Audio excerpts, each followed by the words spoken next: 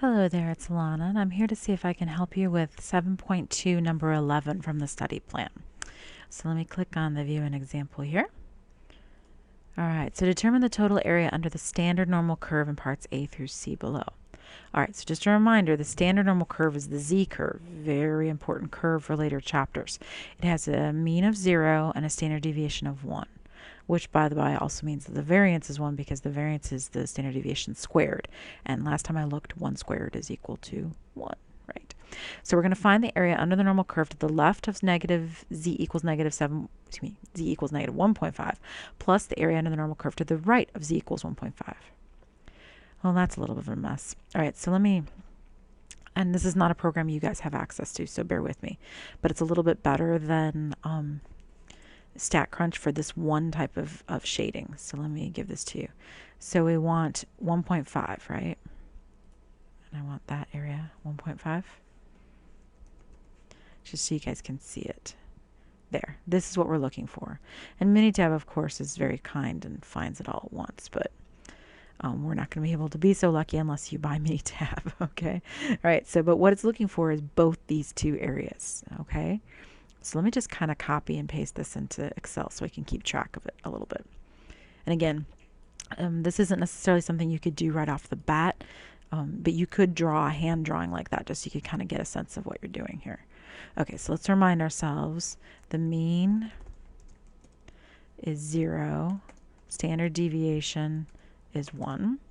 Okay, and then they want z is negative 1.5, and then they will also want z is positive 1.5. Let's do each part separately. So let's find the part on the left.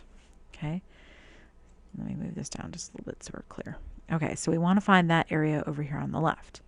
Well, that's not hard to do because that's kind of what normal dist does, norm dist. So we want to find probability that z is less than negative 1.5. Let's find that. So that's that left area over here. So that would be equal to norm dot dist. And then x would be negative 1.5, comma my mean, which is 0, comma my standard deviation, comma true. Now this is actually, there's another function. Let me do this. It's norm dot s dot dist. See that? The s stands for standard. It's where you can just put in the z-score of negative 1.5, comma true, and you'll have the same answer. So there's two ways to do it there, right? So you can bother with the whole 0 and 1 thing in the middle, or you can just use norm.s.dist, and then it knows it's 0 and 1. It's so important, it has its own function. So whichever way you want to run it. Or you could use Statcrunch. Let me show you that. Oh, Statcrunch. All right, so I have Statcrunch right here. I would go to Stat, Calculators, Normal. 0 and 1 is the standard, see? And then we want negative 1.5. Oopsie, I didn't put my point in there. There we go. Negative 1.5, compute. And there it is, 0.0668.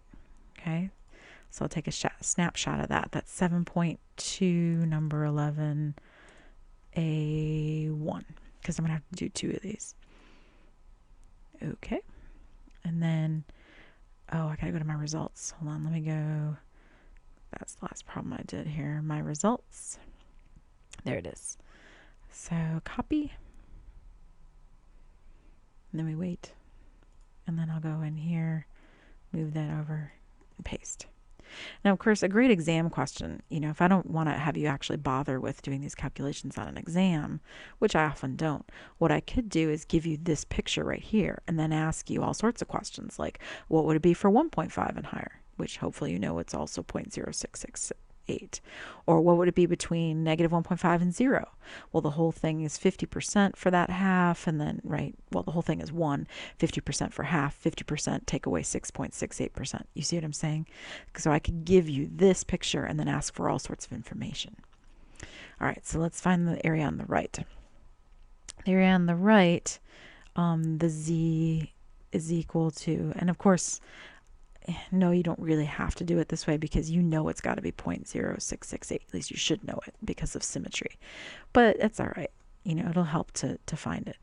So we want to know, let me find this. The probability that z is less than 1.5, which isn't really what we're looking for, but bear with me, would be equal to norm and I'll just do the norm.dist. That way I only have to work with one function. So norm.dist, comma, or x, which is 1.5, comma, 0, comma, 1, comma, true. Or if you like, you can use norm.sdist. Then the probability that z is greater than 1.5 is equal to 1 minus, oops, hold on, I went over with my arrows. I apologize. Or 1 minus B20 or B11. I hit the page down button. There we go. And see that it's 0.06682. So the total area is equal to 2 times 0.0668. Or if you like, it's equal to this 0.0668 plus this 0.0668. So you should get the total area to be 0.113. Right? That's what we're really looking for. All right, now this Statcrunch calculator found the left half right there, and then I can get it to find the right half. Let me pull up the Java cup here, and then I can do positive 1.5, and actually I can change this so it's doing right hand. That's the nice thing about Statcrunch, is it lets you do right hand, which Excel does not. Excel only does left hand. Most computer programs actually only do left hand, so Excel is kind of nice for this one. So 11A2, because I needed 2 pictures for part A. And it's exported. I go to my Statcrunch results, results, and there it is. Click on it, copy, and you wait, and then swing. You really don't need both ways to do this, but of course I want to teach you both ways because I want you to be familiar with both of them. Okay. Now notice that Statcrunch kind of does these as separate pictures. Minitab's great because Minitab will do it all at once, and you can see each part is 0.068. But Statcrunch doesn't really do that. It'll do the left, it'll do the right, and then you got to add them yourself, and that should be your answer, 0.1336. Let's double check that I'm right. Hey, look, 0.1336, just like I said it was. All right, so now it says find the area under the normal curve to the left of negative 1.47 plus to the right of 2.47. Okay, it's kind of the same idea over again, right? We're just going to do the same thing, but have it be for different problems. So let me kind of copy and paste. Actually, I'm going to make this part, this was part A right here, and then I'm going to make it the whole second tab is part B. Okay, so I want negative 1.47 here. And because I've already figured this out, I copied and pasted, so this just kind of gets calculated automatically.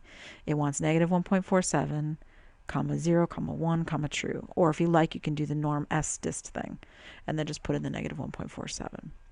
With Statcrunch, it would be negative 1.47. I'd put in here for my x, and I want to change my arrow so it does the left-hand arrow. And see, it's 0.0707.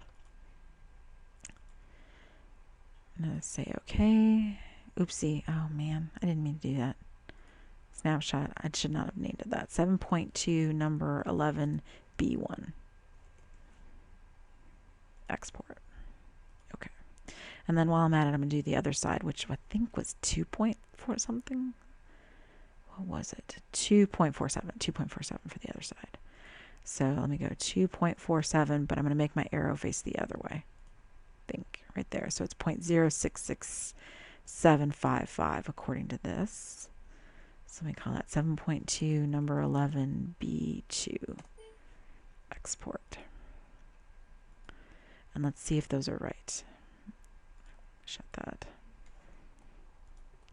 Okay, so this part I want to be 2.47, and since I copied and pasted, everything's working out perfectly. Oops, I should change these labels here. And this is 2.47. So again, it calculates the area on the left by doing norm.dist, and then it's 2.47, comma 0, comma 1, comma true.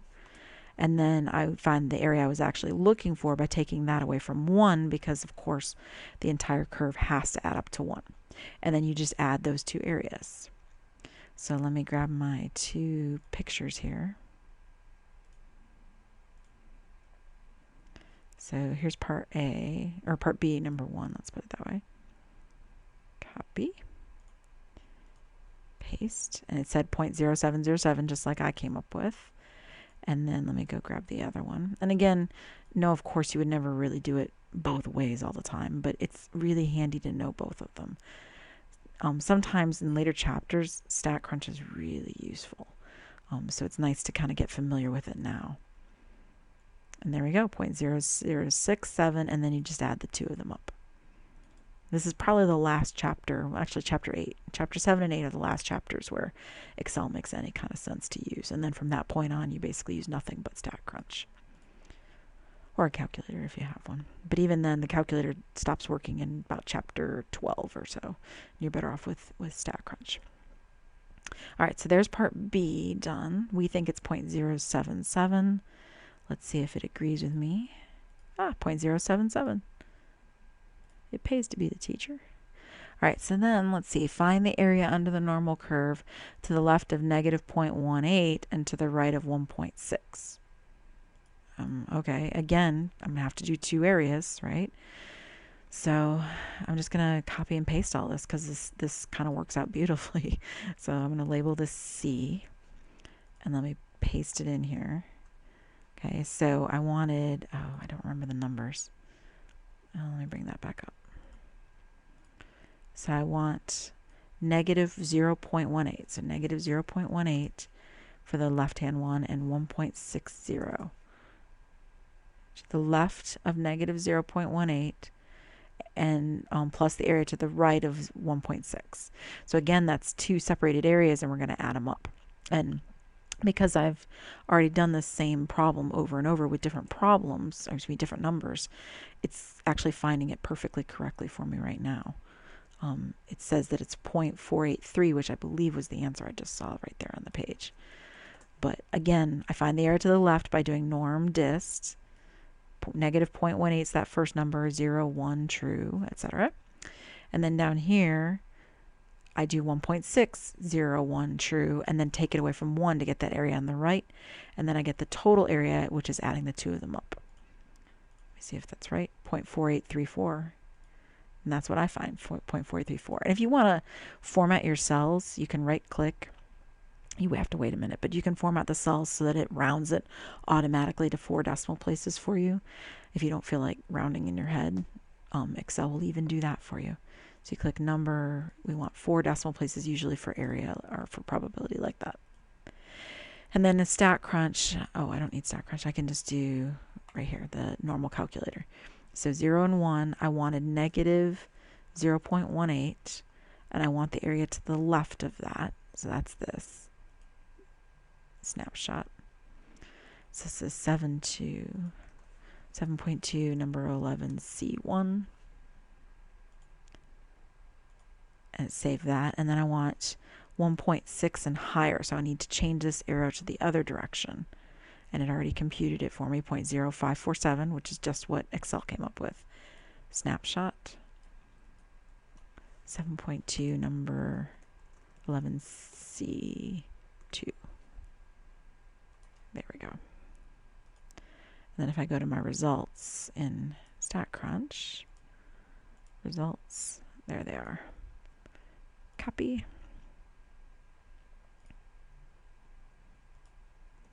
Paste. And then let me go back. Click on the arrow, results. Click on 7.2, number 11, copy. I should wait till it's done. And then go back here and paste. And now I have them both in there. Cool. And then I add them up, and I should get what I got, which is 0.4834, and I believe that was the right answer. So it's the same problem over and over and over again.